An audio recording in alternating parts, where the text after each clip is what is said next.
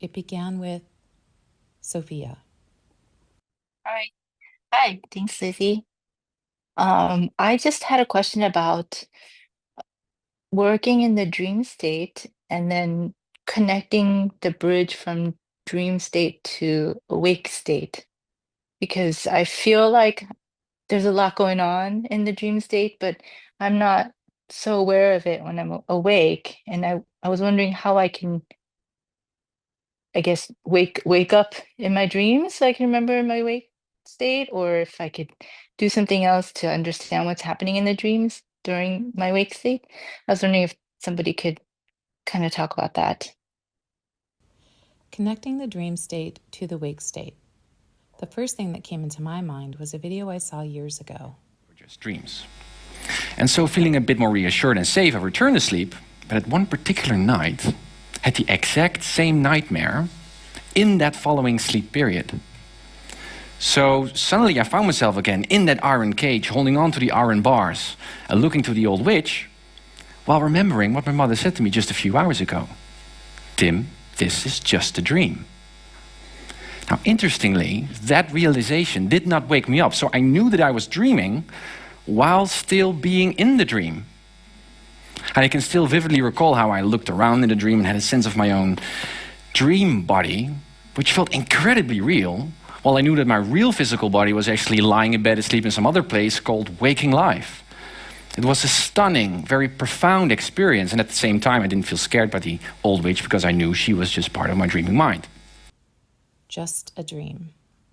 It is helpful when dipping into other states to have methods to address the disorientation that occurs when challenging what is real.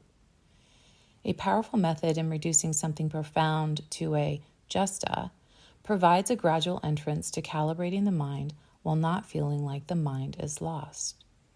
Although lost minds can lead to an expanded perception of reality, such as neuroanatomist Jill Bolte-Taylor experienced when she had her stroke. From you. I am Dr. Jill Bolte-Taylor, intellectual, neuroanatomist.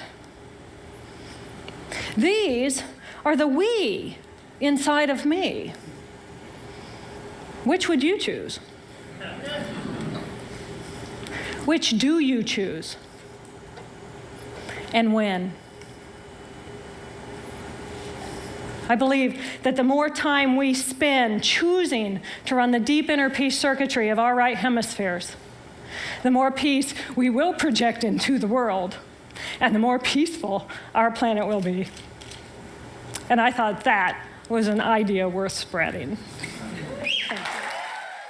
In one of my grad courses, Exploring Human Development Theories, a perspective was offered that stuck in my mind. It takes 8 times from a concept to move from heretic to integration. However, from my experience, I think the 8 was meant to be an adage, because sometimes it's less and sometimes it appears to be never. I've correlated the more successful one has been in this normative mindset, the more steps or more jolting steps from heretic to integration occur. Either way, there is a journey through the mind to work through constructs. And Sophia's question about building that bridge to the wake state was a glimmer for me, because I experienced this as a two-way bridge. Dream to wake state and wake state to dream state. The dream state is a socially accepted liminal space, but the gang is shedding light. It's not just a dream. It's the imaginal realm, the between, the liminal spaces, the place where energy exists and creativity is infinite.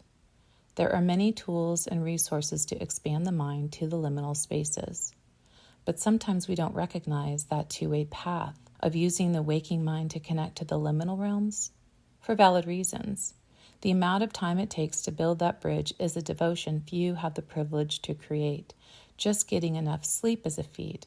And then who has time to meditate or patience or quiet? Sure, there are retreats we can escape to. That was certainly a method I used. Time commitment aside, they can be expensive and therefore can be inaccessible. There is a between I've discovered that is natural and can be potent in bridge building. I've discovered when I'm doing mundane tasks like dishes, laundry, cleaning, or making a routine dinner, I have the space to allow my mind to wander. This is the benefit of rituals. The body has mastered the task, therefore needing less executive functioning resources. I like to call this the magic of the mundane. I didn't realize this until it was brought to my attention by another. It's the thinking card, so it's going to come. It's the thoughts that you have about your future when you're doing mundane things. And I'm seeing the importance of paying attention to the next thing, whatever that is. And this is the benefit of others, the others in the margins, the others who have not had access to generating resources within the current power dynamics, because they have retained their connection to the liminal space, all the while pathologized, marginalized, and disabled, and are far too often disregarded of their perception of a reality outside the norms. This is the two-way street. As the response part of this litany, I would like to offer Sophia a glimmer, that your waking life also gives you access to that dream life, and possibly the magic of the mundane doesn't require you to change much about your daily, only that you consider your mind, allowing it to wander and see what it shows you.